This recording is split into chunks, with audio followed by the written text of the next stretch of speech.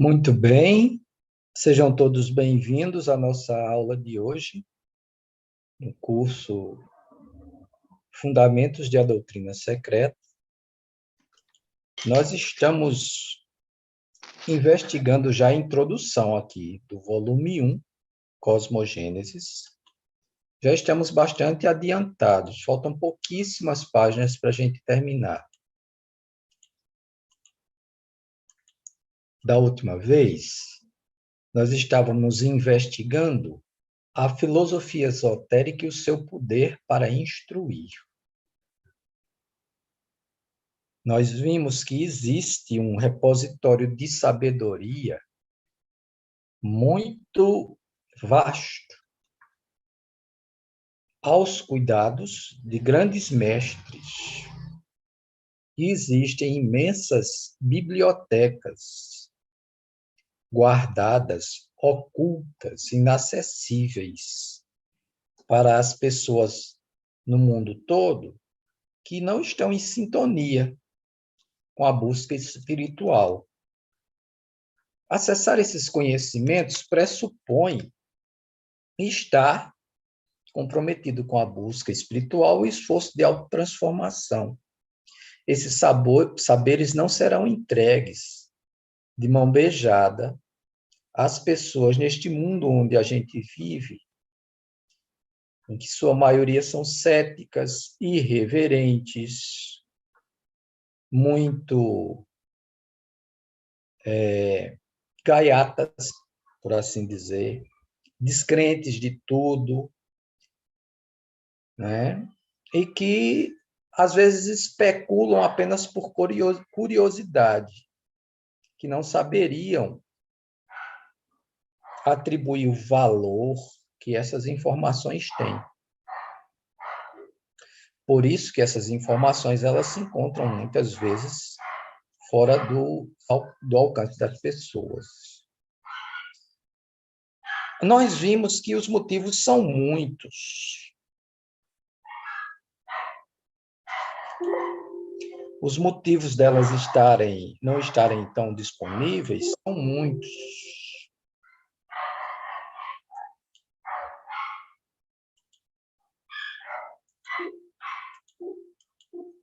Peraí, deixa eu voltar aqui, que houve aqui um probleminha com a minha projeção. Só um instante, deixa eu só...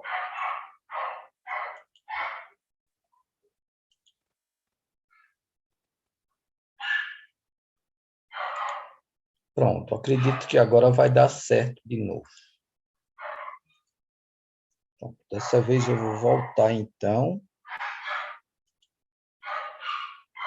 de trás para frente, vai dar certo agora. O grande desafio é que estas informações, elas são inacessíveis devido ao fato, primeiro, delas serem conhecimento esotérico, da tradução esotérica, que no início de tudo, no início dos tempos, era um objeto de transmissão oral. Certo?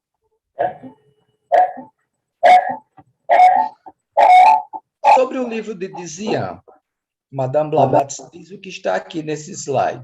O livro de Dzian é completamente ignorado dos filólogos, ou pelo menos jamais ouviram falar deles sobre aquele nome.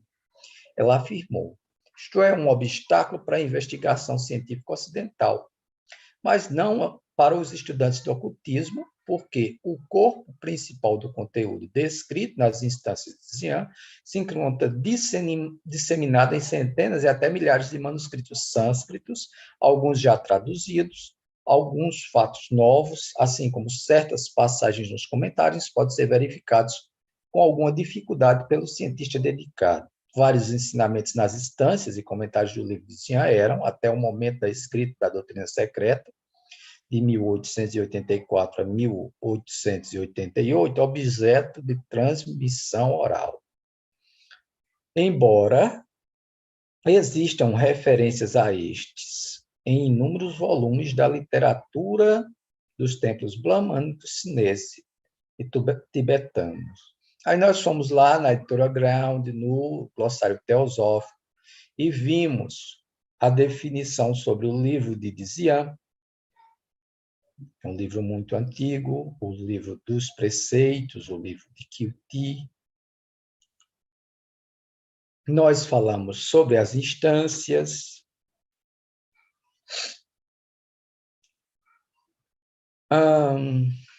Nós vimos o seguinte: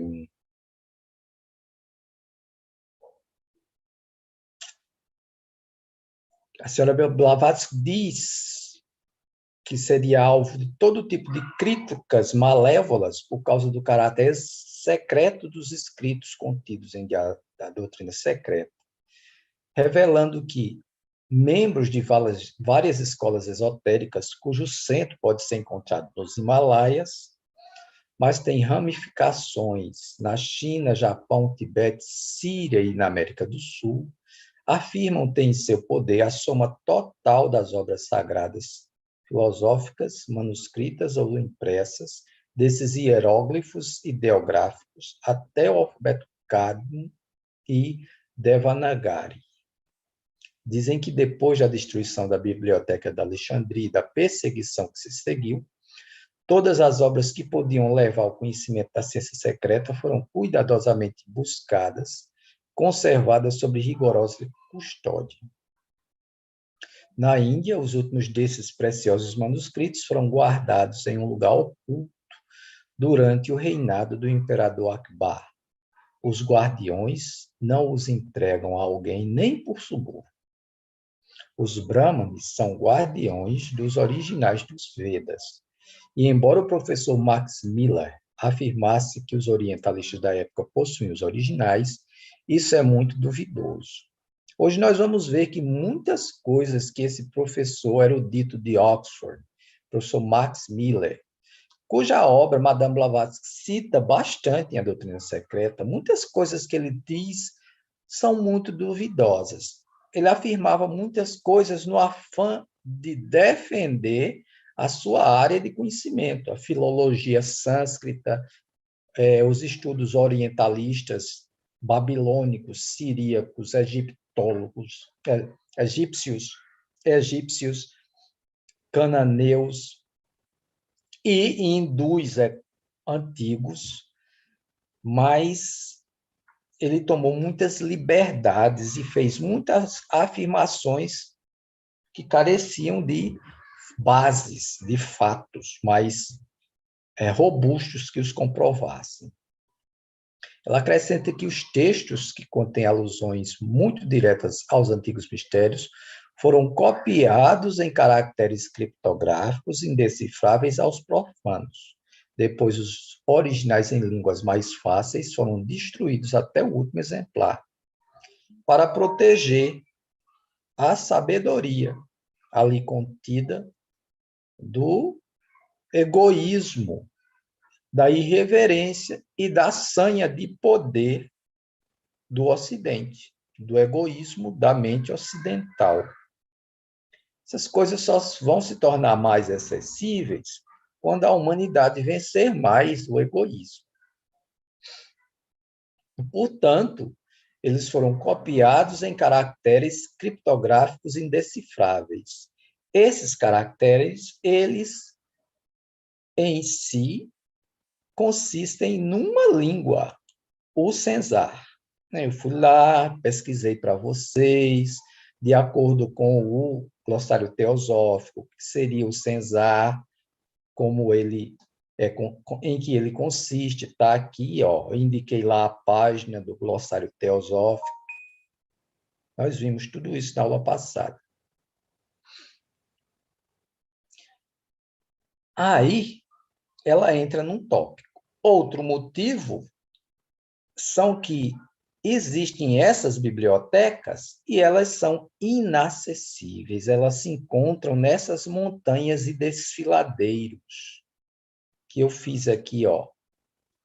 Essa região aqui, toda essa região aqui de Ásia, Oriente Próximo, Oriente Médio, essa região montanhosa e erma. Ela é pontilhada de mosteiros. Nesses mosteiros tem bibliotecas. E nos lugares mais secretos dessas bibliotecas, manuscritos guardados a 7 chaves. Sobre a vastidão de conhecimentos antigos, guardados pelos monges em seus mosteiros, a senhora Blavatsky escreve na página 49. Por outra parte, em todas as lamazerias existem criptas subterrâneas e bibliotecas em grutas cavadas nas rochas. Sempre que os Gompa e os Laksan se achem situados nas montanhas, além do Saidan ocidental, nos solitários desfiladeiros de Kwenlun, há vários destes sítios ocultos. Ao longo dos cumes de Altintag, onde a terra ainda não foi tocada por nenhum europeu na época, 1888, existe uma aldeia perdida no interior de Profunda Garganta. É um pequeno aglomerado de casas, mais um lugarejo do que apropriadamente um mosteiro, ou um templo de pobre em aspecto, guardado apenas por um velho lama, que mora em uma ermita próxima. Dizem os peregrinos que as galerias e salas subterrâneas do templo encerram uma coleção de livros em tão grande número que, segundo informações, dariam para ocupar o próprio Museu Britânico. E isso vai se repetindo de mosteiro em mosteiro e até de tradição para tradição. Existem, por exemplo, em outra tradição, a tradição gnóstica cópita. No Egito, existem manuscritos da mesma cepa dos manuscritos encontrados em Nag Hammadi e em Qumran, que são os famosos rolos do Mar Morto, mas na língua cópita, também guardados pelos cristãos cópitas, que são cristãos místicos também, muitos ligados ao movimento gnóstico anterior. E eles também não revelam nem dão acesso aos ocidentais. Eles chamam de profanos, né? Aqueles que tentam se aproximar irreverentemente desses conhecimentos. Então, é uma tradição desses sacerdotes de resguardar tudo isso. Então, ela fala também de obras chinesas. A obra de Lao Tse, precursor de Confúcio. Ela diz que são 930 livros sobre religião e ética e 70 sobre magia. São 1000 no total. O Tao Te Ching, a principal escritura sagrada do confucionismo, contém apenas umas 5.000 palavras, em uma escassa dúzia de páginas, citando Stanislas Julian, que para o professor Max Miller, o texto é ininteligível sem comentários, sendo Julian obrigado, para a sua tradução, a consultar 60 comentadores, o mais antigo dos quais escreveu por volta do ano 163 a.C., não em época anterior. Portanto, a verdadeira doutrina de Lao Tse está velada à compreensão de todo mundo, exceto a dos sacerdotes iniciados, os quais, a exemplo dos japoneses, limitam-se a sorrir em face das suposições e disparates dos sinólogos europeus, os quais possuem apenas os lídimos anais ocultos, senão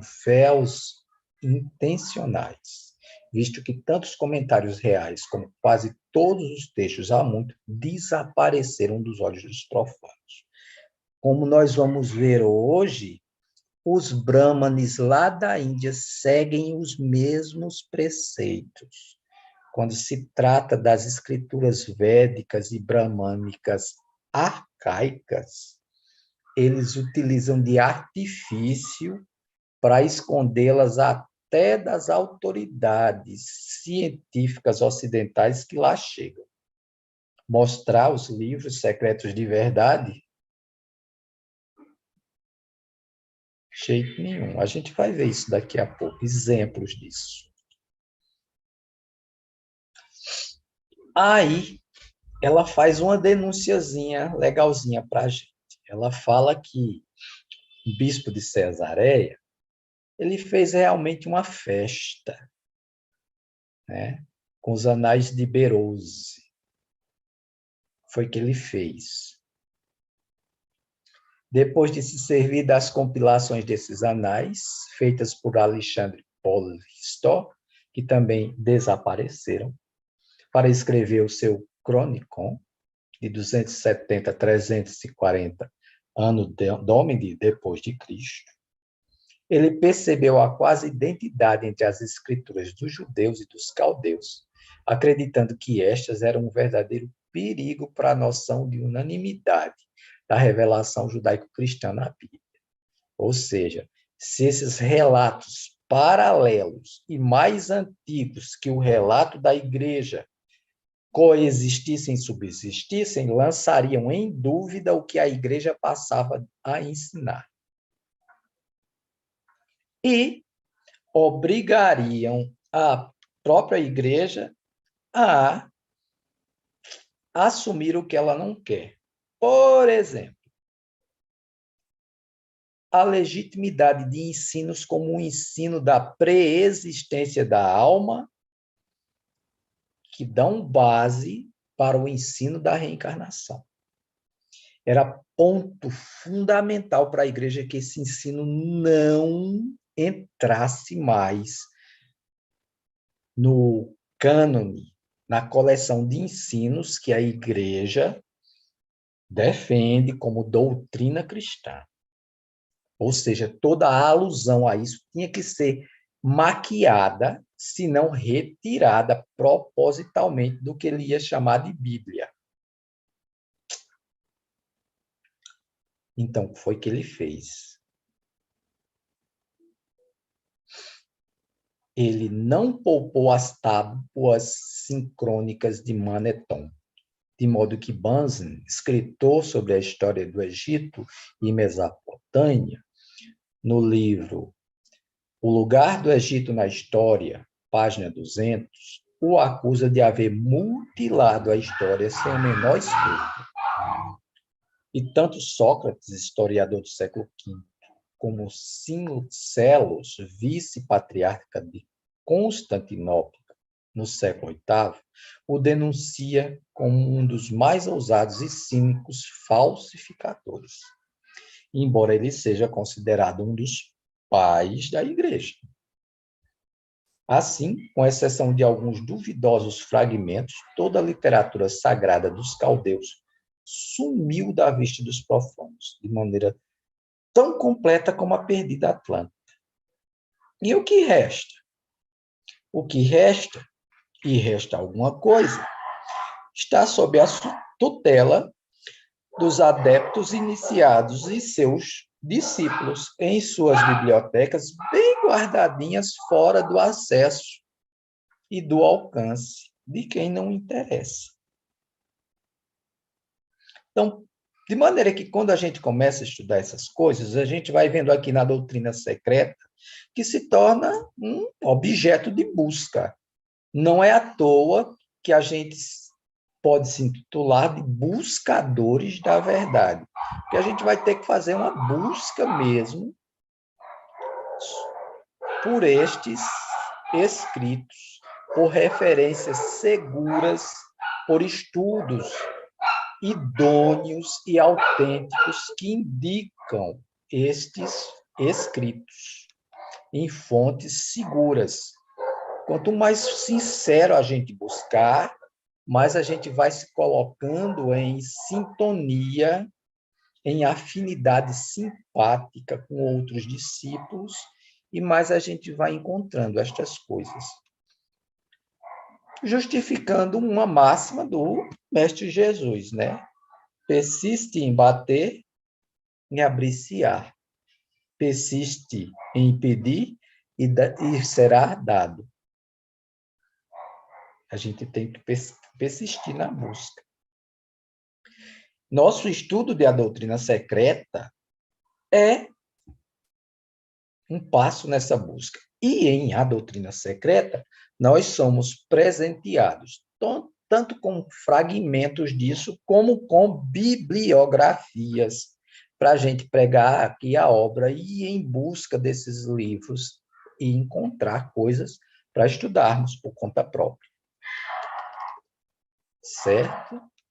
Porque tem muita coisa que só a gente procurando, a gente não vai encontrar. Não é do interesse do mainstream, do computador central, do difusor de ideias central, do pensamento moderno, que a gente conheça isso, não. Um conhecimento muito libertador. E como é um conhecimento libertador, ele chega a ser como que uma recompensa ao esforço perseverante daquele que busca. E também ao seu esforço de trabalhar com seu próprio caráter e refinar sua própria ética, sua própria moral, para ser o quê? Para ser um digno portador dessas informações, que, se usadas, devem ser usadas no sentido de ajudar a humanidade altruisticamente a avançar na senda espiritual. Qualquer indício que se tem de egoísmo ou de desejo de utilizar mal qualquer desses conhecimentos já sinaliza para os mestres e seus discípulos, guardiões destes conhecimentos, que tal pessoa não é digna de tal conhecimento e até é melhor para essa pessoa que continue na ignorância. Se for para você aprender qualquer coisa que ponha você mesmo em perigo, ou em qualquer tipo de perigo, é melhor que você não saiba agora, que você amadureça mais. Quem sabe depois, mais tarde, em outra encarnação, em outro momento, você possa descobrir. Mas o buscador sincero, ele é recompensado, encontrando aquilo que procura. Não é? Pense um pouquinho na sua peregrinação antes de chegar aqui, neste momento, neste lugar, onde essas coisas estão sendo ventiladas. Pense como você buscou antes. Se você tivesse desistido, não estaria aqui. E não foi fácil. Continue a buscar com sinceridade. Não perca de vista a necessidade do autoconhecimento e autoaprimoramento moral e ético, e mais coisas lhe serão reveladas. Mas, como disse o próprio Mestre Jesus, hoje eu estou muito judaico-cristão. Uma vez perguntaram a eles por que para eles é tudo em parábolas. Ele disse: a vós que estáis comigo é dado conhecer os segredos do reino dos céus, mas aos outros só por meio de parábolas.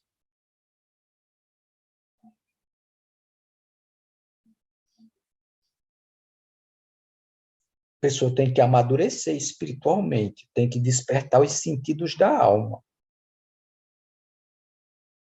Né? Quem fala desses negócios dos sentidos da alma, e exatamente neste contexto, é o irmão Raul Branco, no livro lá. A tradição esotérica cristã e os ensinamentos de Jesus, ou vice-versa, os ensinamentos de Jesus e a tradição esotérica cristã. Essa obra do irmão Raul Branco, ela abre o véu completo do trabalho do Mestre Jesus enquanto adepto enquanto um mestre que tinha discípulos em uma escola iniciática. Ele revela muitas coisas por trás das falas que a gente está muito acostumado a ouvir serem colocadas na boca do Mestre Jesus, conforme os evangelhos. Nos ajuda a entender muitas coisas. E um dos capítulos ele fala disso, que para a gente encontrar uma compreensão mais profunda, primeiro tem que despertar os sentidos da alma. Isso passa por um processo de autotransformação. Eu recomendo essa obra, nós já falamos dela diversas vezes aqui. Mas vamos para frente. Muito bem. Aí, aqui, a gente está numa parte interessante. A razão do Rig Veda e da literatura budista antiga ainda não terem sido interpretados no Ocidente. Página 51 em diante, 51 e 52 aqui, ó, do volume 1, introdução. Aqui a senhora Blavatsky, ela nos conta que os orientalistas da época, 1888, viradinha do século XIX para o século XX, Madame Blavatsky concluindo a escrita de A Doutrina Secreta, não tinham conseguido decifrar corretamente o melhor modelo da literatura ariana, o Rig Veda, com seus cerca de 10.580 versículos e 1.028 himnos. O motivo é que é necessário uma chave que eles não encontraram. Nem vão encontrar, porque está muito bem guardada com os pandits, os brahmanes. Gente, fofoquinha teosófica. Havia, lá na época da sociedade teosófica, alguns brahmanes que se filiaram imediatamente à sociedade teosófica. E, ao que tudo indica, os mestres os esclareceram, disseram, ó, essa sociedade teosófica que foi fundada lá no Ocidente, está vindo aqui para o Oriente para ajudar vocês a impedir que a sabedoria da Índia e que o budismo também se perda. Aí esses brahmanes anuíram, se tornaram membros da sociedade teosófica, mas, ó, muito discretos em tudo. Um deles, de nome Teshuba Rao, ou Rao, pode ser Rao ou Rao, escreve R-O-W em inglês. Pode ser Rao, também pode ser Rao, depende aí. As duas pronúncias estão corretas. O Subba Rao era um brahmanita desses iniciado, muito avançado. E o mestre dele era o mesmo mestre de Madame Blavatsky e do Coronel Wolcott. E o mestre pediu para cooperar com a escrita de A Doutrina Secreta e ele relutou muito. Ele não a considerava ainda o Ocidente digno de ter acesso a muitas dessas informações aqui. Foi com muito custo que ele concordou em revisar as coisas escritas por Madame Blavatsky, fazer algumas correções, alguns ajustes. E o mestre M, teve que fazer um pedido especial a ele, porque da vontade dele ele não teria feito. Por quê? Porque a doutrina secreta ela toca justamente no cerne dessa escritura aqui, ó, bramânica antiga, que os brahmanes da época não consideram o Ocidente, desde aquela época até hoje, digno de saber. E não é só eles. Os budistas, que são guardiões da tradição budista original, também são ciosos dos seus ensinamentos, certo? Diz assim, que a literatura budista ainda não teria sido conhecida em sua totalidade. Conseguira-se acesso aos volumes de Kanjur e Tanjur dos budistas do norte, porém nada se sabia ainda do autêntico lamaísmo, o budismo tibetano. Seu cânone sagrado tem 29.368.000 letras. O nome difícil de pronunciar, Saddharmalankara. 5 ou 6 vezes a matéria existente na Bíblia, de acordo com o próprio professor Max Miller. A matéria da Bíblia contém apenas 3.567.180 letras, sem mencionar 76.000 tratados da tradição budista que falam de que falam alguns seguidores. Especulações existem da provável destruição de uns 5.000 a 6.000 desses tratados durante as perseguições aos monges budistas e suas emigrações. Aqui o texto fala quando é que isso aconteceu, por que isso aconteceu, mas eu estou sintetizando aqui, gente. Não tem como eu colocar todas as informações. Eu estou fazendo um resumo, tirando da introdução só os pontos centrais, colocando. Porém, é mais provável que tais textos tenham se perdido apenas dos olhos dos orientalistas ocidentais. Está vendo? Eles dizem que esses textos se perderam. A doutrina secreta sugere que talvez tenham se perdido apenas dos olhos dos orientalistas ocidentais, devido ao cuidado e aos zelos dos monges, seus guardiões, que os mantêm ciosamente fora do alcance dos estrangeiros, recusando-se a entregá-los à profanação e ao mau emprego por parte de outras raças, ainda que sejam consideradas muitíssimo superiores a eles. Em quê? Em tecnologia, em avanço da mente concreta, enquanto que eles, lá, os orientais, avançaram já muito no sentido da espiritualidade maior, do conhecimento interno, da identificação com a realidade suprema. Por isso, eles simplesmente não vão fornecer esses livros a qualquer investigador de uma universidade ocidental facilmente. O quadro não mudou.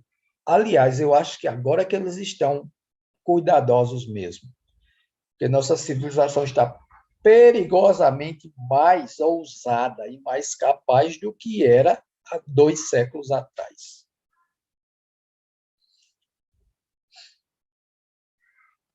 Então, o que é que acontece?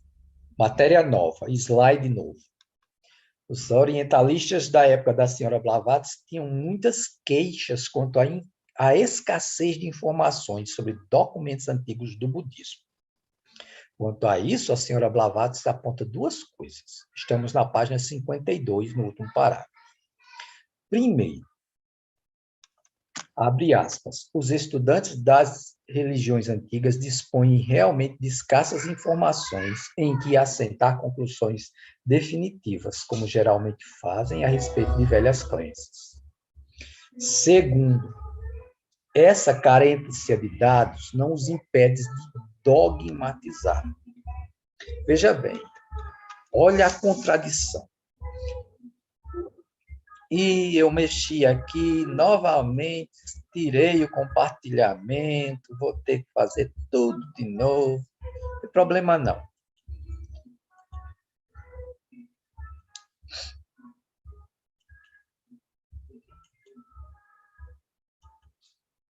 Só um instante. Então, eles são meio que incoerentes. Eles se queixam que tem pouca informação. Mas isso não os impede de fazer alegações bem categóricas sobre aquilo que eles têm pouca informação para. Certo? Essa carência de dados não os impede de dogmatizar, de criar dogmas, de criar axiomas, de criar princípios, leis, alegações que, no ponto de vista deles, são indiscutíveis, como se eles tivessem condição de afirmar coisas sobre essas antigas civilizações, sobre essas antigas religiões, sobre esses antigos deuses e etc. Que eles são pródigos em fazer diversas afirmações, muitas delas totalmente fora de contexto e, por isso, não idôneas e verossímeis. Ela aponta para a religião da civilização egípcia como exemplo, pois, apesar do grande número de artefatos, ruínas de templos, relíquias encontradas ao longo do rio Nilo, no norte da África, o próprio filólogo Max Miller confessa a verdade ao dizer: apesar de contemplarmos as pirâmides ainda de pé, e as ruínas de templos e labirintos com seus muros cobertos de inscrições hieroglíficas e de estranhas pinturas de deuses e deusas, apesar de possuirmos enrolos de papiro que parecem desafiar a ação destruidora do templo, fragmentos dos chamados livros sagrados egípcios, apesar de se haver decifrado muita coisa dos antigos documentos daquela misteriosa raça, a fonte principal da religião do Egito e a intenção original de seu culto e cerimônias ainda estão muito longe de ser por nós inteiramente descobertas. Então, se não foi, né, descobertas, se está muito longe, por que ele pode afirmar todas essas coisas nos seus apesar de? Simplesmente porque ele não quer admitir. Quer admitir que sabe pouco do assunto. Mas, às vezes, isso vem à tona de maneira bem interessante. Por exemplo, as chaves que tornariam possível decifrar os documentos em papiro e inscrições nas paredes dos templos desapareceram totalmente. Até mesmo a distinção de sexo das múmias às vezes é feita erroneamente pelos egiptólogos por causa disso. Faltando as chaves, tem uma múmia ali. Eles acham que essa múmia era de uma rainha, de uma sacerdotisa, ou de um rei, ou acham que não, acham que é uma múmia de alguém assim, de um rei de uma dinastia em decadência, de um período em que as coisas não estavam tão boas, e deixam lá. Não sabem dizer. Aí, de repente, aparecem surpresas. Por exemplo, descobriu-se uma múmia que acreditava-se ser da esposa de um faraó, sem muita importância por muito tempo, até que a decifração na inscrição de um amuleto pendente no pescoço, lá da múmia, indicou que se tratava de Sesostris, o maior rei do Egito, de acordo com aquelas documentações aí. Ou seja, eles achavam que era uma múmia de uma mulher, não era. Eles achavam que essa múmia era de um período e de uma dinastia menos importante, não era. A múmia era de um homem e a múmia era de um grande faraó.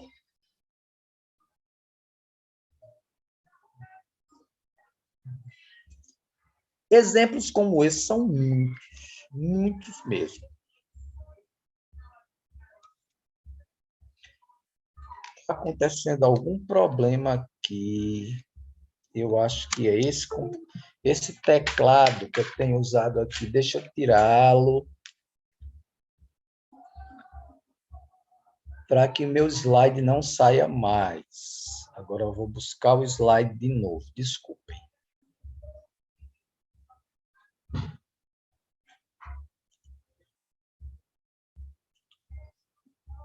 Acho que ele não vai se perder mais. Olha, gente, essa crítica que Madame Blavatsky faz aos métodos científicos da época, ela é constante em todas as obras. E ela vem fazendo isso desde Isis Sem Véu, viu? É por isso que a gente recomenda a leitura de Isis Sem Véu antes. Porque desde a Isis Sem Véu, ela vem criticando sistematicamente essas afirmações feitas por estudiosos ocidentais da cultura oriental a respeito de coisas que eles não têm tanta base para afirmar e, muitas vezes, diante do reducionismo da afirmação, como é? O reducionismo é quando eles pegam muita coisa, desculpe, muita coisa e conceituam isso de uma forma muito estreita, reduzindo uma realidade que é maior, algo que tem muita importância, a um conceito que atribui muito pouca importância a isso. Ou então a supervalorização. Eles pegam uma coisa que não tem tanto valor, mas que na compreensão deles tem, e criam um argumento para supervalorizar essa coisa, em detrimento de outras. Isso é constante. Isso é constante. Então, a senhora Blavatsky, ela passa a criticar isso. Agora, veja como isso foi recebido. Será que isso foi bem recebido por esses senhores, por essa comunidade acadêmica? Dificilmente. Certamente que não. A senhora Blavatsky e a teosofia e a sociedade teosófica angariaram muitos admiradores, por um lado, e muitos inimigos, por outro. Porque a sociedade teosófica passou, naquela época, a trazer à tona, a questionar muitas dessas coisas. A questionar muita coisa nesses três campos. No campo da religião, no campo da filosofia e no campo da ciência. Quando essas correntes se juntavam contra a sociedade teosófica, contra Madame Blavatsky, elas vinham com muita força. E por diversas vezes, ataques muito sérios aconteciam, e tem acontecido. A sociedade teosófica, para, por tabela, tentar colocar em descrédito o que a gente conhece como teosofia, que exige do buscador a disposição de estudar em profundidade as coisas. Se a gente não estudar as coisas em profundidade, a gente corre o risco de sucumbir aí a uma conversa de um determinado pesquisador que lança descrédito sobre determinado assunto importante, certo? Porque eles não receberam isso muito bem, não. Como era de se esperar. Deixe-me ver aqui. Deixa eu buscar de novo o slide. Compartilhar de novo. Muito bem.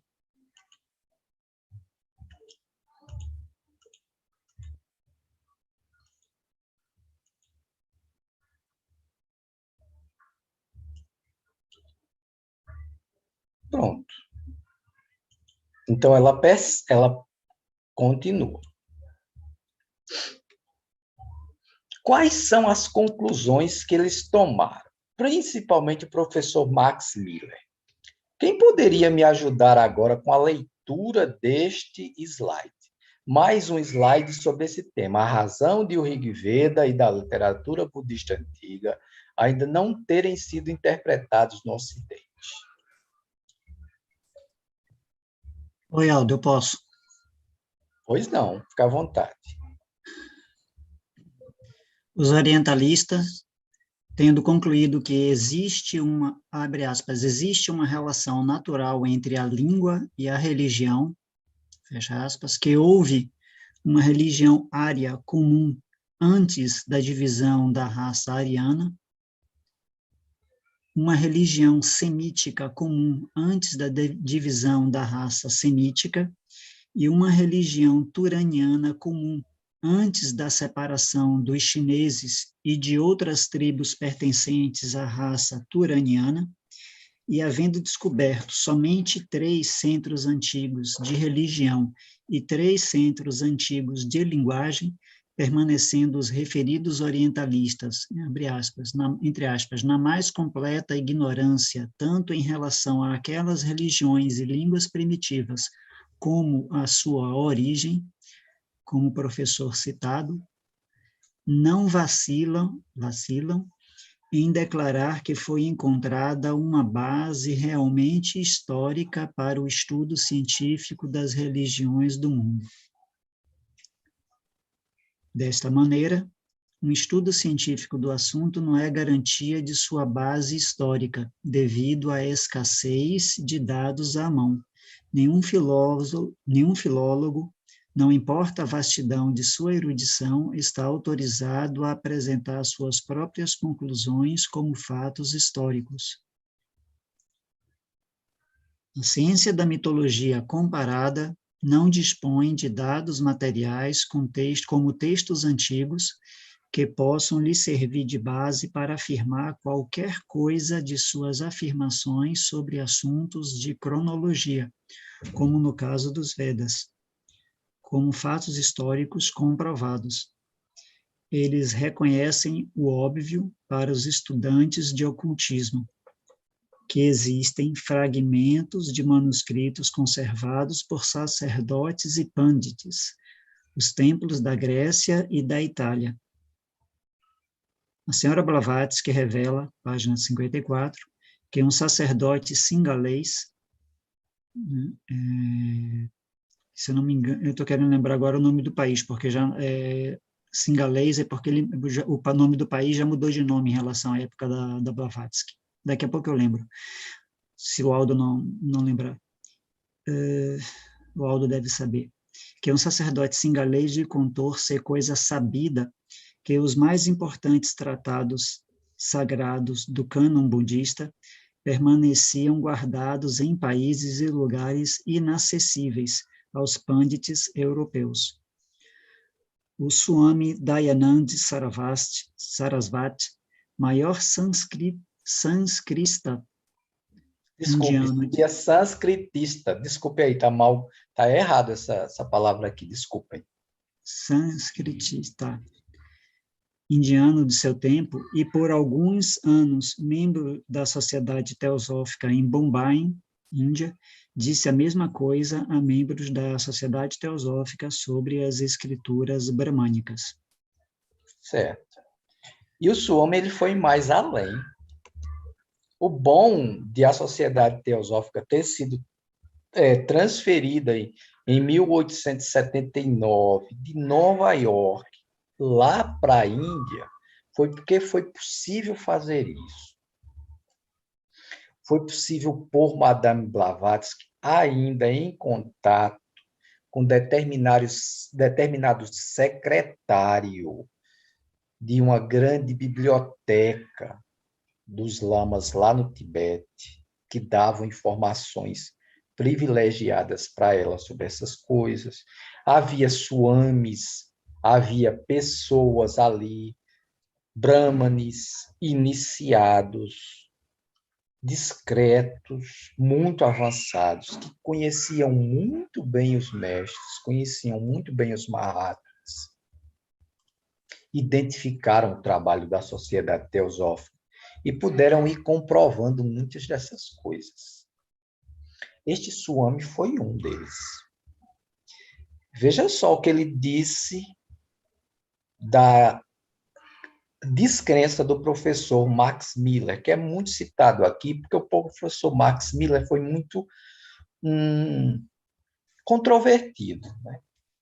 Em hora ele afirmava não ter tanta base, mas, por outro lado, ele insistia em dogmatizar, insistia em estabelecer, insistia em criar muita coisa sobre as religiões antigas.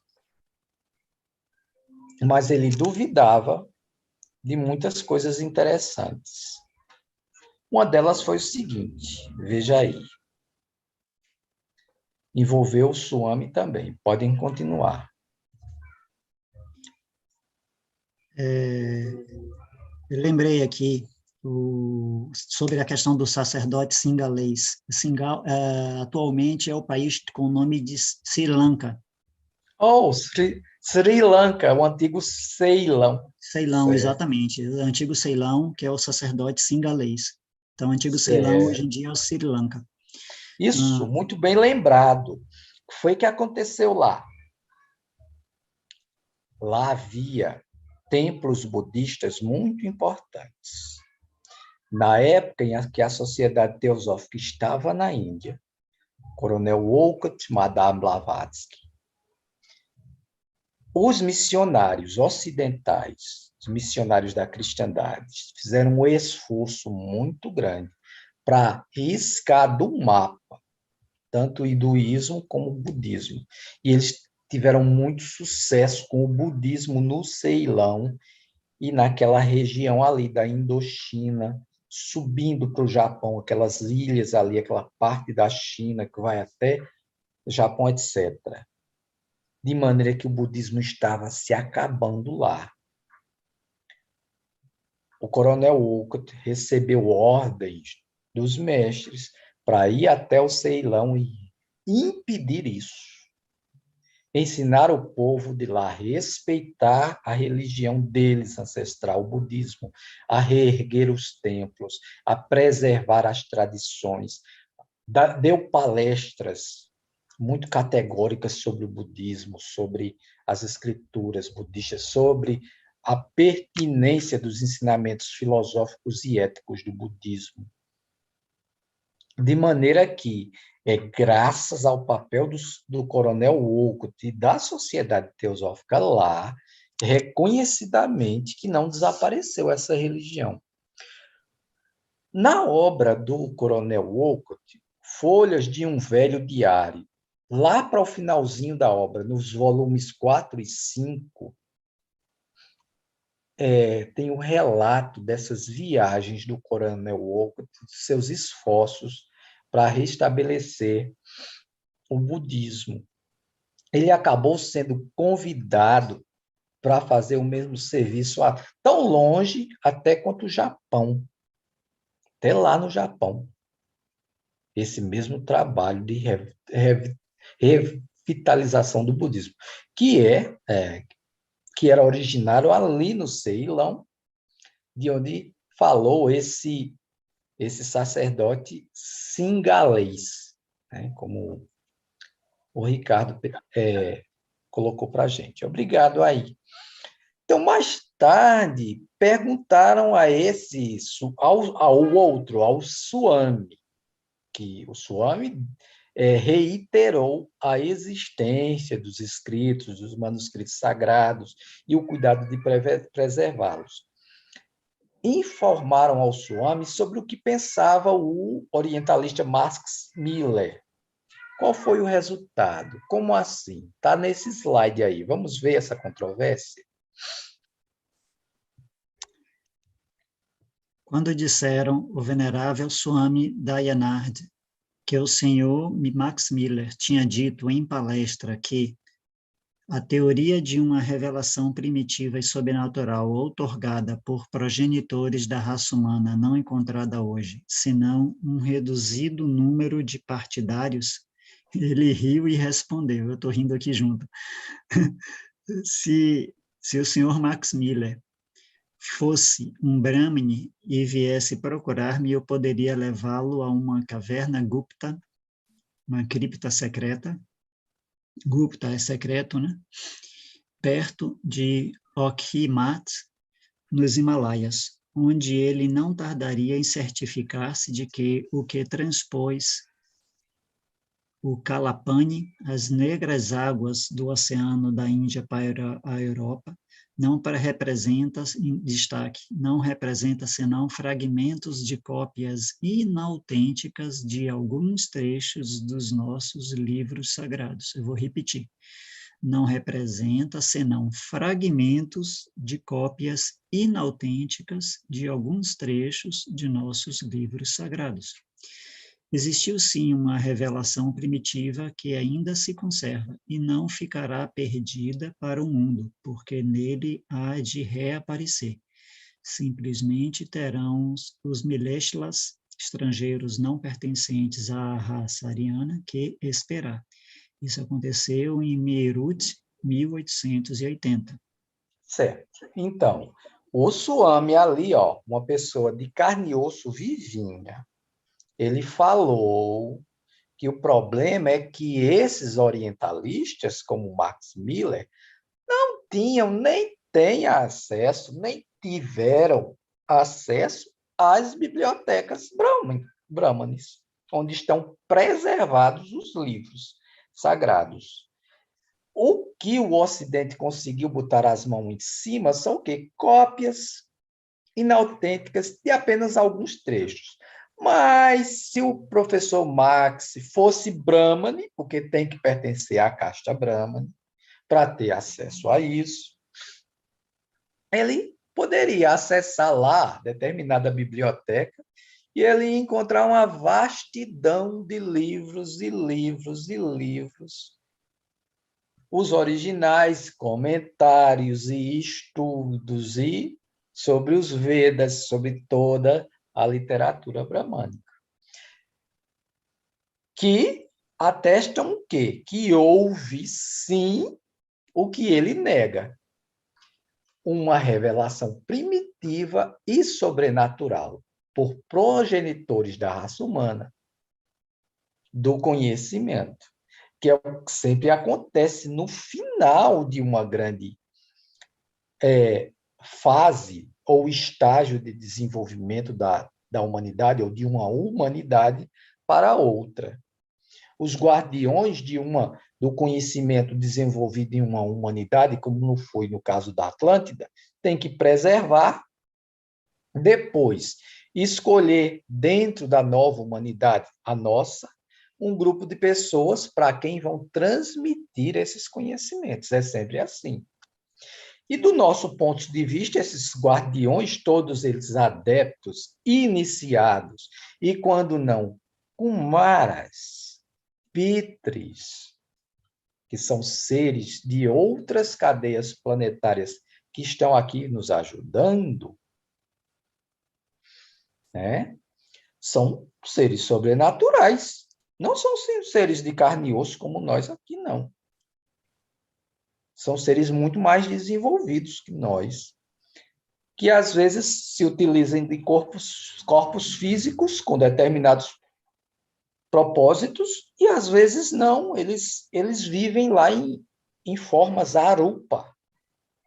Eles já transcenderam, eles já atingiram níveis de desenvolvimento que nós só vamos atingir daqui a muitos e muitos milênios, quando passarmos pelo sexto estágio, a sexta humanidade búdica e a sétima humanidade gloriosa. No final do último ciclo é que atingiremos a estatura desses seres. Alguns deles, já muito desenvolvidos em outros esquemas planetários, estão aqui nos ajudando. E são justamente eles que se encarregam de preservar e distribuir esse conhecimento no final de um estágio de evolução humana para o outro estágio. Então, isso foi no caso dos Brahmanes. Então, os Brahmanes têm seus guardiões lá que guardam tudo. Tranquilinhos. Antes da gente falar Ok, vamos falar mais um pouquinho sobre os Brahmanes. Depois a gente vai falar de outro pessoal aqui. Deixa eu ver aqui na sequência.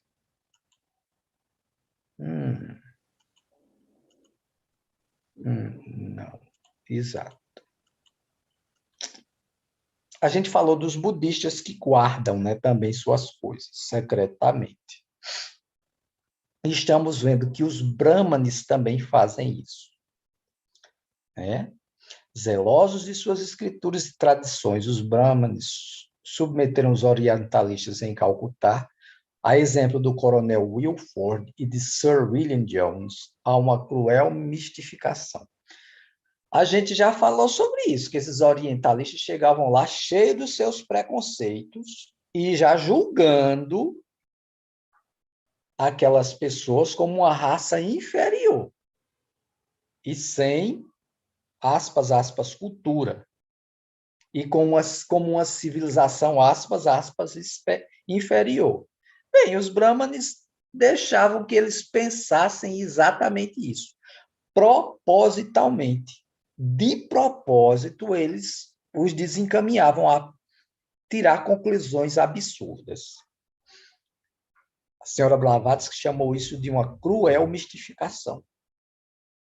Ocultando completamente suas escrituras mais antigas, eles deixaram os estudiosos europeus muito à vontade para concluir que, abre aspas, os hindus, mesmo hoje, eram quase cristãos, porque os seus deuses como Brahma, Vishnu e Maharesha não eram outra coisa senão a trindade cristã, ou seja, um jogo de equivalência.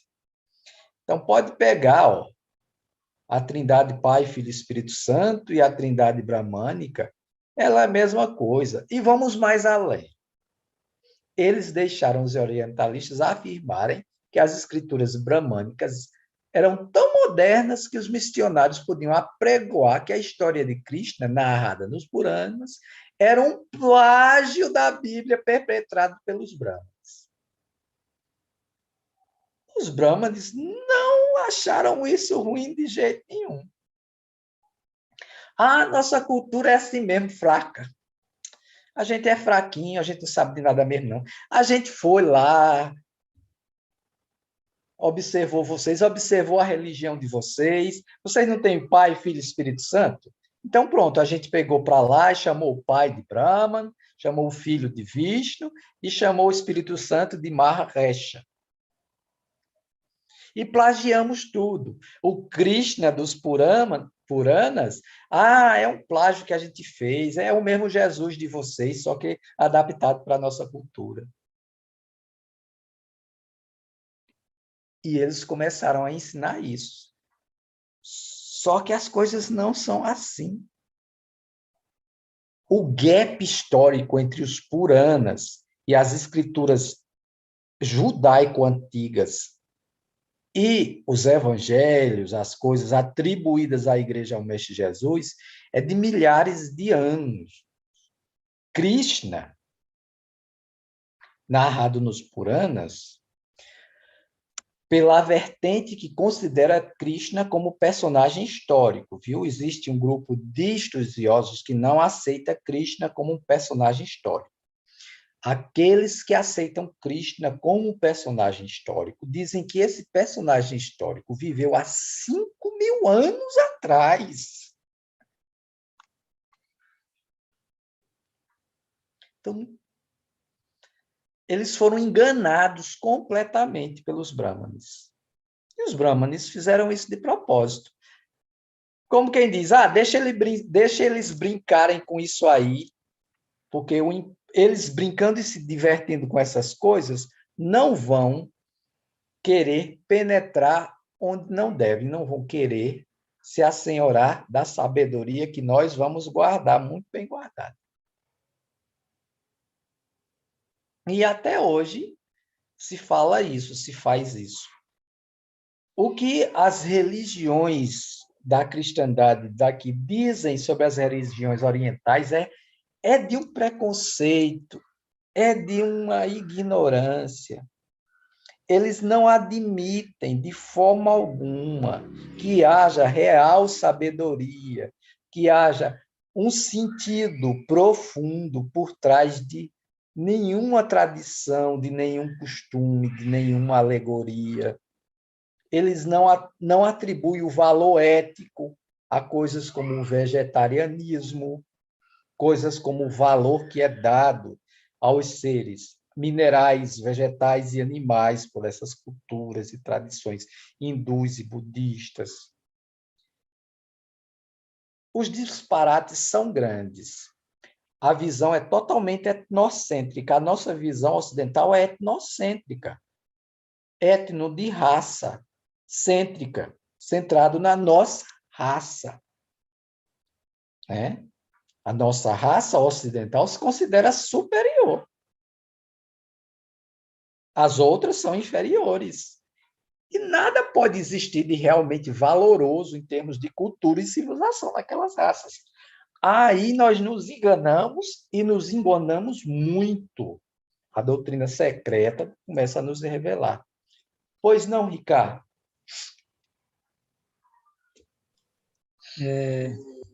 O meu comentário é sobre essa sua última afirmação aí, Aldo, sobre a questão do etnocentrismo da civilização ocidental. Chega a tal ponto que eu já vi casos de manipulações assim esdrúxulas de estatísticas, né? Porque a nossa civilização ela dá muito crédito a pesquisas, a estatísticas, né? Estudos acadêmicos, etc. E não está errado. O problema é quando esses estudos eles não refletem a realidade dos fatos, ou por desconhecimento ou por má fé. Você expôs aí já nos últimos slides que você preparou, a questão da ignorância, do mau conhecimento deles, porque muitas informações foram retiradas das vistas desses ocidentais que chegaram lá na Índia, né? Na época quando a sociedade teosófica lá se instalou. Mas tem também a questão da manipulação estatística. Eu vou dar um exemplo rápido aqui. Se a gente for pesquisar qualquer lugar aí, a gente vai ver que qual é a maior religião do mundo atualmente? Cristianismo, com 30 e poucos por cento, né, da população mundial. Aí a gente fala assim, ok, a América do Sul, América do Norte, América Central é basicamente cristã, a Europa é basicamente cristã, né, ou seja, católica ou protestante, né, tem também a igreja cristã ortodoxa, que é significativa na Rússia e alguns países ali como a Turquia, então faz sentido. Não faz sentido. Porque a Ásia tem cerca de pelo menos 60% da população mundial. 60% da população mundial. E 60% ou 70% da população da Ásia está ali no Sudeste Asiático, onde está a China, o Tíbete, a Índia, o Sri Lanka, o Vietnã. Me ajuda aí mais, Aldo, daqueles países ali do Sudeste que são budistas. Filipinas, Indonésia, Indonésia, Tailândia, Filipinas, Tailândia, perfeito. Birmânia. Birmânia, obrigado. Que são países eminentemente budistas. O budismo está em quinto lugar, normalmente nas estatísticas das religiões. Como? Por quê? Se 60% de 60% da população mundial está exatamente naquele local onde o budismo teve a sua origem e é mais presente no mundo. Porque simplesmente é o seguinte, eles desconsideram na estatística a população budista da China, que é simplesmente o país mais populoso do mundo. Por que desconsideram? Porque a China é um país ateu. Não é. O Estado chinês é ateu, a população chinesa não é ateu nem à toa. Ela é praticante das suas religiões. Então, não só o budismo, nas suas mais diversas escolas e vertentes e ramificações, mas também outras, como é o nome? Outras expressões religiosas, como o confucionismo. Taoísmo, Taoísmo e o confucionismo, confucionismo. jainismo. Uhum. Então, o que é que ocorre? Aí, detalhe, eles tiram a China da estatística porque a China é um país ateu. Mas, por exemplo, na Constituição brasileira não está escrito que o Estado brasileiro é laico? Ou seja, se é laico, o Estado brasileiro não tem oficialmente nenhuma posição religiosa. Então, se o Estado brasileiro é laico, não tem nenhuma posição religiosa, e o Estado chinês é ateu, também não tem nenhuma posição religiosa, por que que o budismo, os chineses budistas não são considerados nessa estatística, mas os cristãos brasileiros são considerados? Vocês percebem como uma coisa pode ser feita? Porque não faz sentido, é só você fazer essa pesquisa.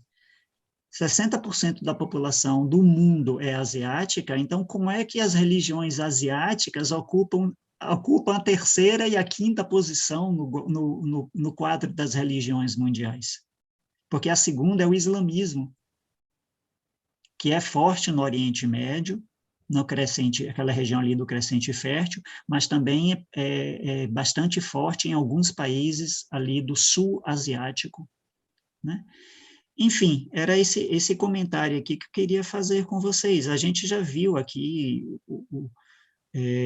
a própria, como é que chama? O orgulho, não é orgulho a palavra que eu estou querendo dizer, mas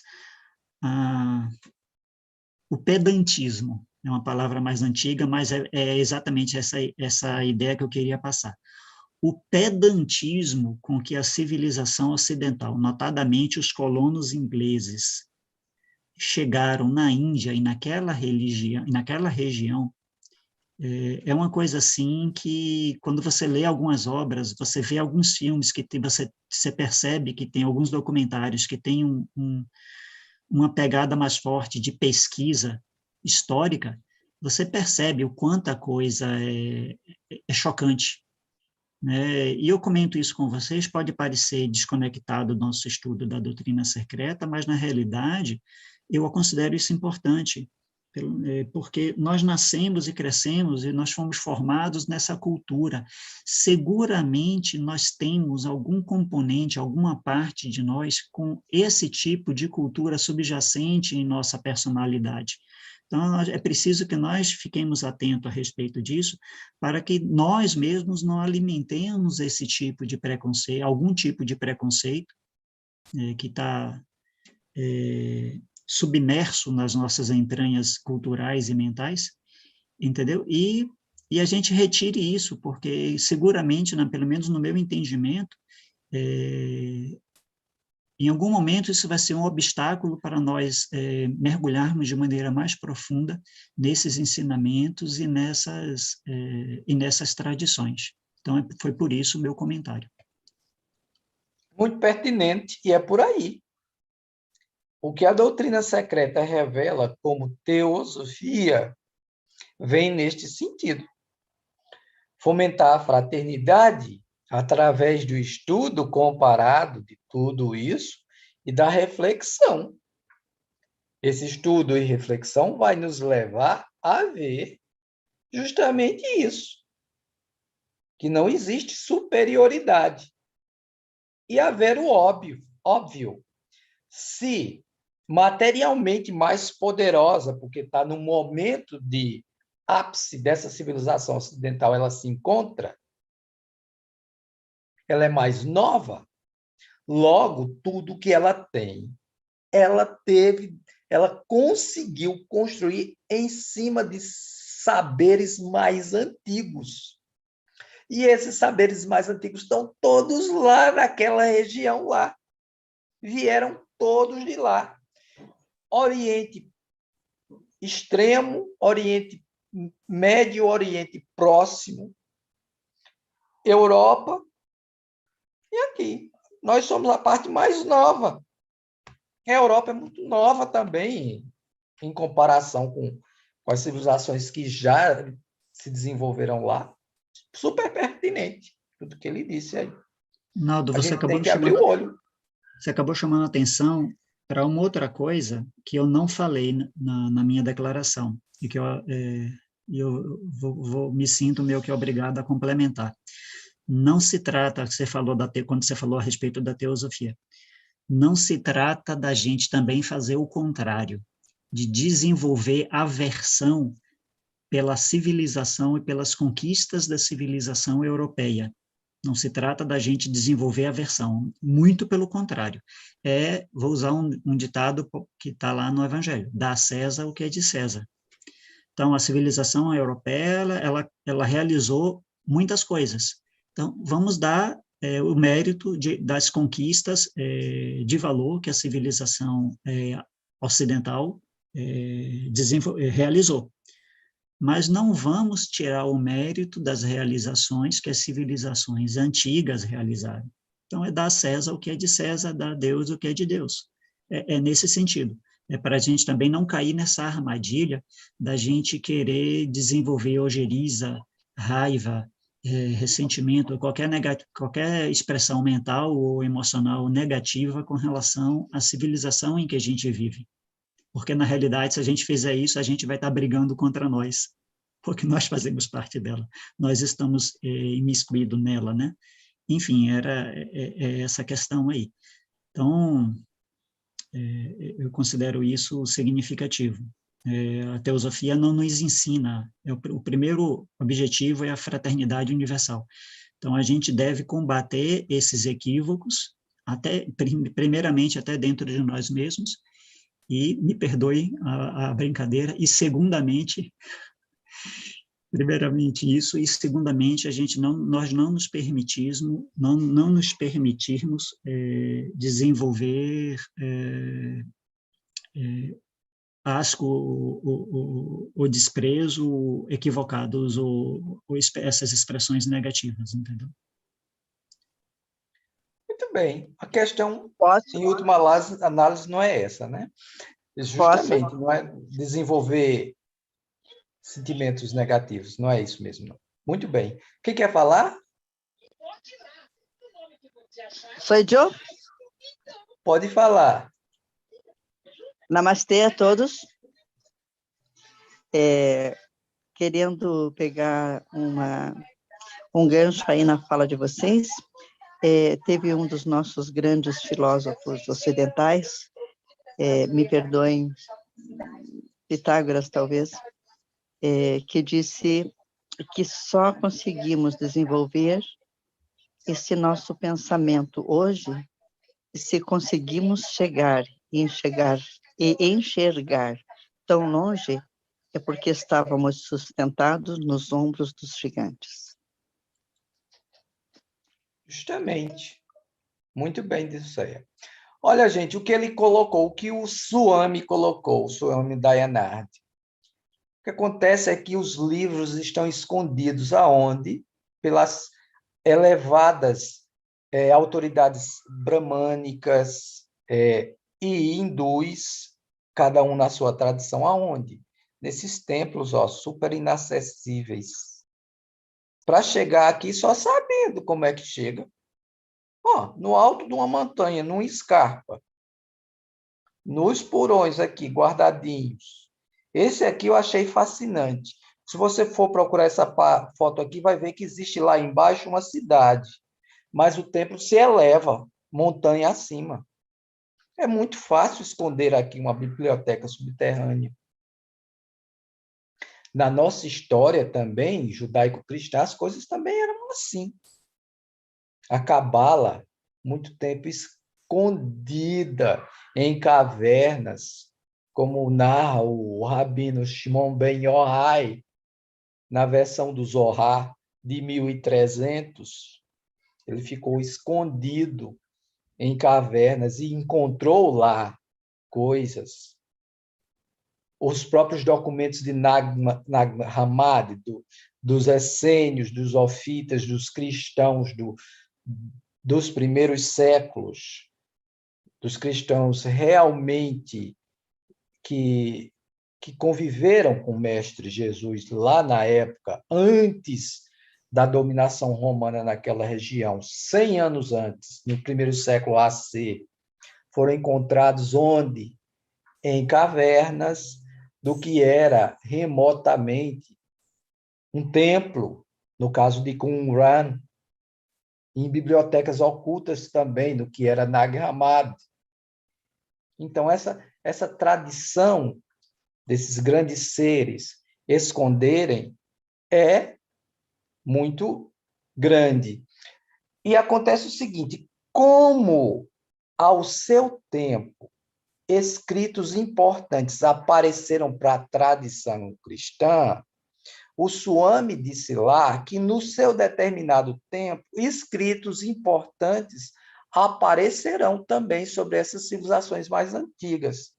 Mas há que se aguardar o momento preciso para essas coisas aparecerem. Nós, no Ocidente, estamos digerindo o que conseguimos dos manuscritos do Mar Morto, porque, infelizmente, o cardeal Ratzinger era, na década de 40, o cardeal responsável pelo Santo Ofício, que o Santo Ofício sempre existiu no Vaticano. Quando ele soube da descoberta dos manuscritos, imediatamente ele colocou autoridades do Vaticano na região, se apoderou de tudo o que ele pôde e levou para a biblioteca do Vaticano. Então está tudo muito bem guardado, por bem ou por mal, né? Mas no nosso caso, no caso da tradição cristã, não era interessante nadinha que a gente ficasse sabendo de verdade o que dizem os evangelhos de verdade. Aí a gente descobriria a história original do mestre e de uma escola iniciática fundada lá na Galileia. A igreja não está interessada nisso, não. Por isso que ela pegou tudo e levou para lá. Fala, Ricardo. Oi, Alan.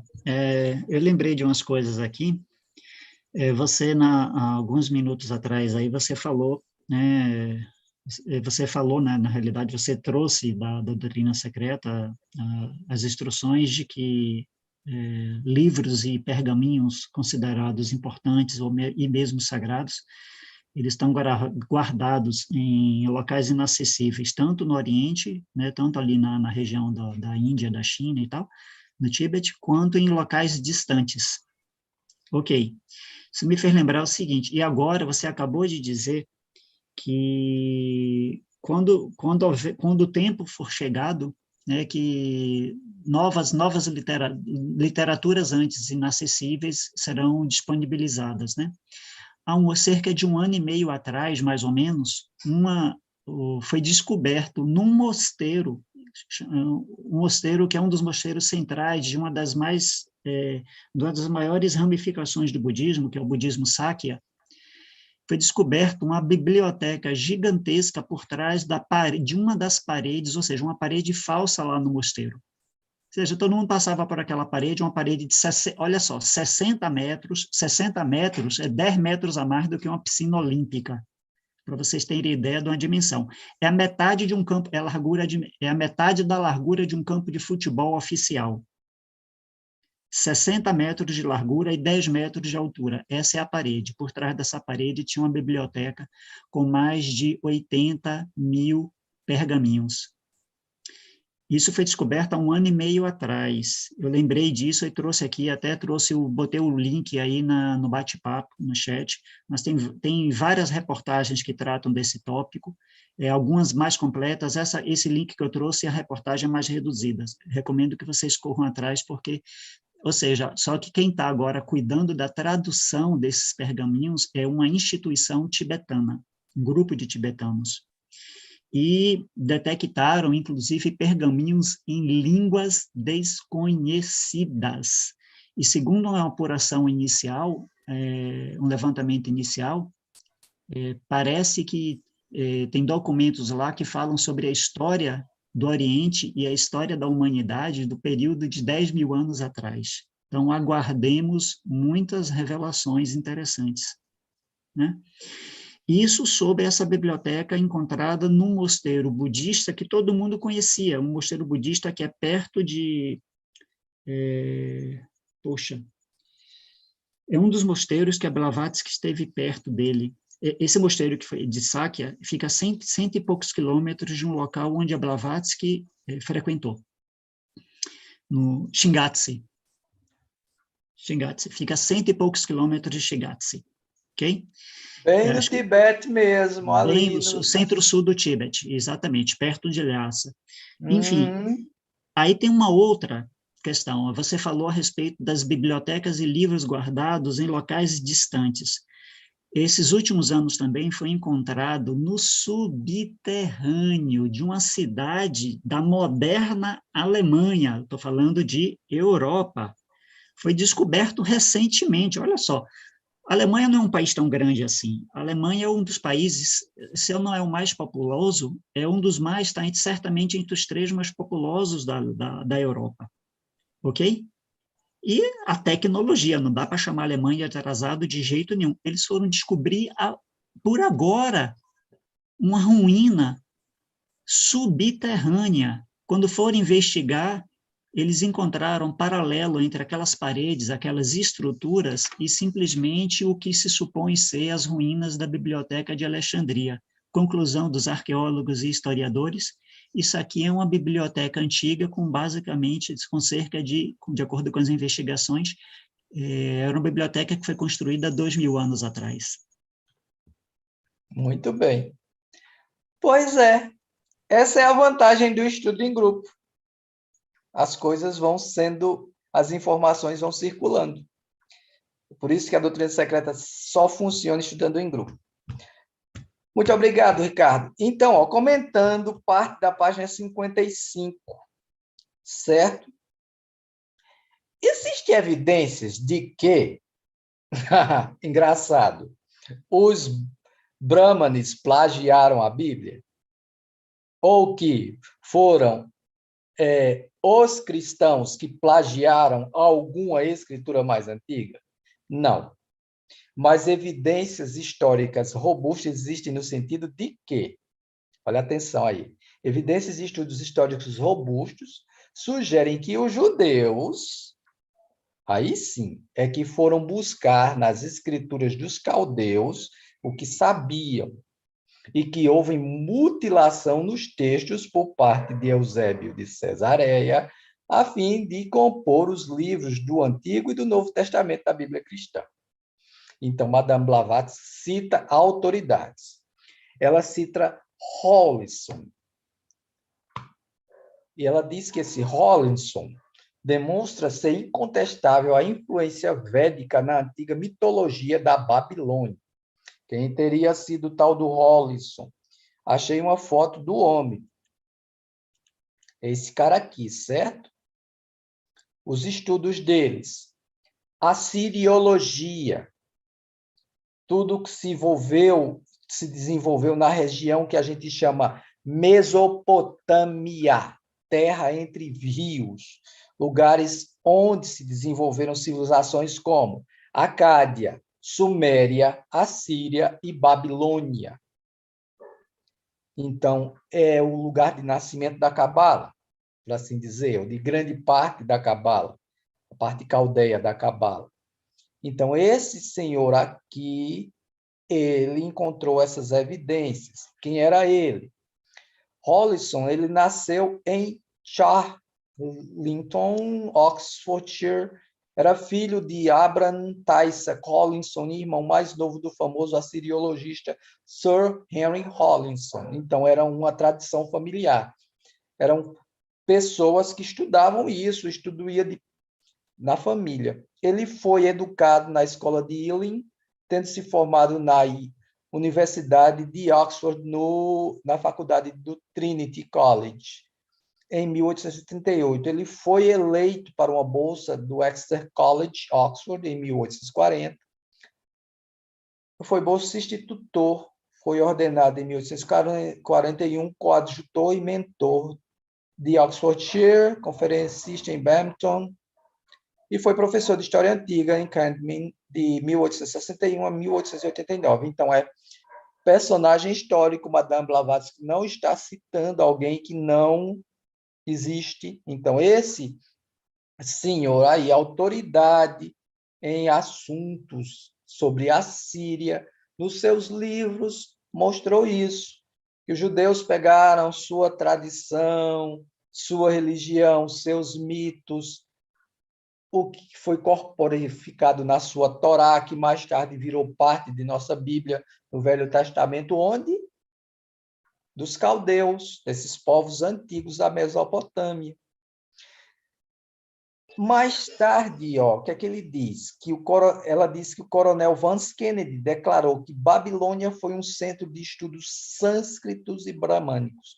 Babilônia era a maior cidade ali, uma cidade que sediou um império poderosíssimo ali. Nabucodonosor I, o grande rei de Babilônia e tal e coisa.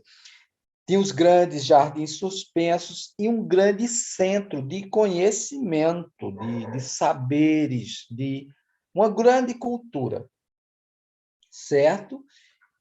Esse coronel Vance Kennedy, ele declarou que em Babilônia acontecia o quê?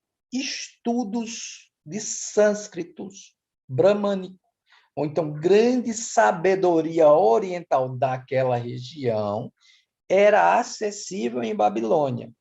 Se essa sabedoria era acessível, não teria ela influenciado os saberes presentes ali? Certamente que sim. E quem foi Vance Kennedy? Deste, infelizmente, eu não consegui uma foto, mas eu consegui uma biografia pequenininha que diz assim, que ele nasceu em 1784, morreu em 1846. Foi um major-general escocês do exército britânico e foi oficial de campanha das Índias Orientais. Logo, ele serviu lá na Índia. Estudioso de sânscrito e persa, das duas línguas. O sânscrito falado lá na Índia e o persa, uma das línguas faladas aonde? Na Mesopotâmia. Kennedy era estudioso, colecionava manuscritos, empregava professores Munshi. Em 1817, ele contribuiu com artigos sobre literatura persa para a Sociedade Literária de Bombaim. Ele também contribuiu com vários artigos para a filial de Bombaim da Sociedade Real Asiática. Foi presidente da filial 1831 a 1835. Em 1824, publicou em Bombaim o dicionário Maratha. Em Londres, ele publicou pesquisas sobre a origem e afinidade das principais línguas da Ásia com a Europa. Então, ele é um sanskritista, um precursor da linguística moderna. Então, no primeiro trabalho, ele comentou sobre as palavras árabes no Shahmana. Kennedy também escreveu 5 cartas sobre os Puranas e se envolveu em polêmicas com Horace Hayman Wilson e Graves Campney Houghton. Em 1832, publicou um trabalho sobre o direito militar, cuja segunda edição apareceu em 47. Então, isso aqui está tudo na Wikipedia. Eu fiz questão de ir lá, porque as referências foram meio soltas aqui, e ninguém aqui, eu não vi aqui referências sobre essas pessoas. E é bom fazer isso. Esse nome aqui, Madame Blavatsky mencionou solto, essa pessoa existiu? Quem era? Fez o quê? Baseado em que ela citou? Olha aí por que ela citou. Porque era alguém que tinha autoridade para falar sobre isso. Certo? Daqui em diante, então, ó, nós vamos deixar por aqui. Ela vai começar a falar, vai se ocupar aqui nas últimas páginas da introdução sobre as atitudes destes orientalistas ocidentais, certo? E eu vou deixar isso aqui como ponto de partida da próxima aula. Por hoje, tá bom. A gente já avançou bastante no tempo, inclusive. Tá certo? Então, estão estimulados a estudar? Eu gostaria de trocar uma percepção que não sei se é verdadeira de minha parte, mas não sei se é impressão minha, acaba virando uma espécie de uma, não sei se é competição, se é uma rixa, me ajude aí, Ricardo, não sei qual é a palavra adequada aqui, mas que quem que pegou o que de quem? eu não sei se eu sou muito bobinha, eu não consigo enxergar assim, sabe? Eu acho que ninguém pegou nada de ninguém. Eu acho que foi uma evolução apropriada e adequada, um caminhar da humanidade no determinado sentido de se construir uma sabedoria, e que essas coisas foram evoluindo, primeiramente vindas talvez lá de Atlante, e os mesmos que estavam lá em Atlante estavam na Índia, como estavam na China, como estavam na Babilônia, como estavam na Pérsia, como estavam, né, com a mesma sabedoria, porque a verdade última é a mesma, ou a verdade primeira é a mesma, né? Então, e que baseado nesses saberes que foram se montando, então, à medida que os povos foram amadurecendo e evoluindo no seu pensar, na sua conscientização, começaram, então, a montar os seus esquemas de escritos, os seus esquemas de regras, como é que a gente diz assim, tipo uma sistematização do conhecimento. E o fundo é o mesmo, não é? Porque a verdade primeira é a mesma. Sim, essas coisas não são colocadas no sentido de fomentar a competição ou de exaltar a superioridade ou inferioridade de um sobre o outro. Mas é preciso pontuar essas coisas pelo seguinte motivo: é que as autoridades dos saberes e das tradições em cada uma dessas civilizações e nações fragmentadas, elas é que se arrogam de serem umas superiores às outras, quando nós sabemos que não, que a coisa é como você acabou de sintetizar, a humanidade é uma só, e os saberes são comuns a toda a humanidade, certo? Mas para a gente ficar preparado, no sentido de consertar essas ideias, é que a gente vai descobrindo onde é que surgiu uma primeira ideia, como é que essa ideia foi aproveitada e aprimorada por outro povo, mas que necessariamente essa ideia não pode ser atribuída como exclusiva desse povo, porque ela é mais antiga, e assim por diante. É claro que aqui a gente não vai comprar a briga de ser ninguém, a humanidade é uma, e indivíduos, e devia viver fraternalmente, sem Não, essas perfeito. picuinhas. Perfeito, é essa visão, né? Eu acho que nós, na busca e no intuito de disseminar a teosofia como, né, como norma, como regra, como sendo o fio de Ariadne para encontrar aí o nosso caminho, a nossa caminhada, eu acho que você está certíssimo, esse é o pensamento que a gente deve ter, né? Em termos de que foram os judeus que foram lá buscar. Meu Deus, acho que não foram lá buscar. Lá havia, e quando esses ou aqueles foram sistematizar os seus, foram organizando tudo quanto havia, não é isso? Né? E o que organizaram não era deles, como não era do outro povo, que não era do outro povo, que como não não era do é outro nosso. povo, em Também cima não é dos ombros nosso. sobre os ombros dos gigantes anteriores. Eu descobri aqui, foi Isaac Newton quem é atribuída essa Sim, passagem. Isaac Newton mesmo. Isaac Newton, isso. Pois Obrigada, bem, professor. Ricardo, você deseja dizer alguma coisa antes que Daniel encerre a reunião de hoje? Sim, é o seguinte, é sobre essa questão ainda que a Dilceia pontuou. Eu acho que você está correto, eu concordo contigo, Dilceia. A questão é o seguinte, fica difícil a gente dizer até que ponto os judeus, quais os motivos que os judeus realmente, os judeus antigos, né, eles se deslocaram até a Babilônia, interagiram com os babilônicos e, digamos assim, de alguma forma absorveram aqueles conhecimentos vindos das tradições da Caldeia e formularam, então, os livros da Torá, né, que é a base do Antigo Testamento cristão, né? Por que eu estou dizendo isso?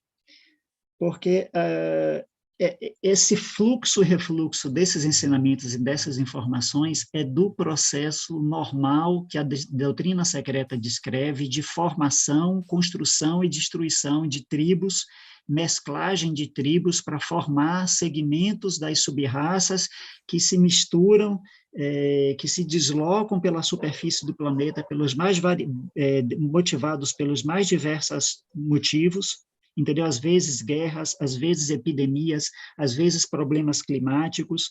Então, e aí, nesse processo aí, as coisas vão fusionando, vão se misturando, os agrupamentos novos vão surgindo, novos grupos raciais, novos grupos populacionais, melhor dizendo, com novas características aprimoradas, e é assim que as tribos vão contribuindo para a evolução da humanidade, com o surgimento de novas sub-raças e novas raças-mães, né?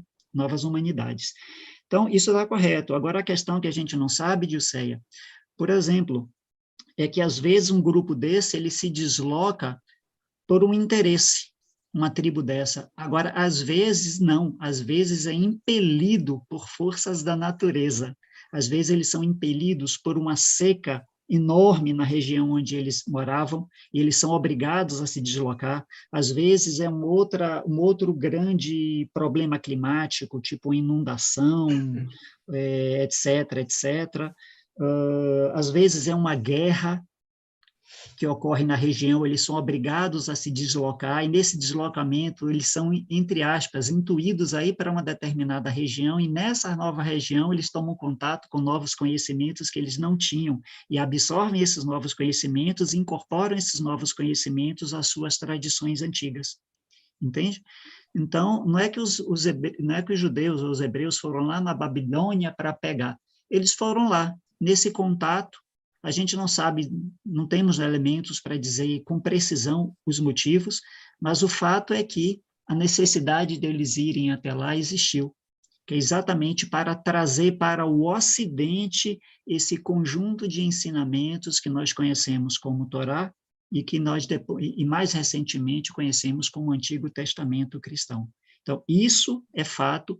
É isso que a doutrina secreta defende, é isso que os fatos narrados na doutrina secreta demonstram e clarificam. Né? Não sei se eu consegui ajudar a esclarecer essa questão, Gilce. Perfeito, perfeito, perfeito, não, é por aí mesmo. Obrigado, isso mesmo. Obrigado. Tá. Eu vou comentar uma coisa lá no chat, porque já está devido ao adiantado da hora. Tá certo, tá ok. Então, meus amigos, a gente continua. Eu espero que seja possível a gente fechar essa introdução na próxima reunião. São pouquinhas páginas, eu vou ver se eu consigo sintetizá-las em mais uma reunião para que a gente já comece maio com o proêmio, tá certo? O proêmio é maior, mais denso, então já começo a me preocupar em sintetizar mais o material. Por isso eu recomendo, leiam a introdução toda, terminou a introdução, comece a ler o proêmio, que ele será assunto de estudo, certo? São os nossos dois textos, introdução e proêmio, todos os dois nesse livro. Então, Daniel, por gentileza, meu irmãozinho, apresente a gente em encerramento desse encontro. Muito obrigado a todos por sua participação. Gratidão, mais uma vez, por esses ensinamentos, esses estudos, que abrem a nossa mente para uma compreensão maior de toda a espiritualidade. Ó vida oculta, que vibras em cada átomo. Ó luz oculta que brilhas em cada criatura. Ó amor oculto, que a tudo abranges na unidade. Saiba todo aquele que se sente uno contigo, que ele é, por isso mesmo, uno com todos os outros. Gratidão, gratidão, gratidão. Paz a todos os seres.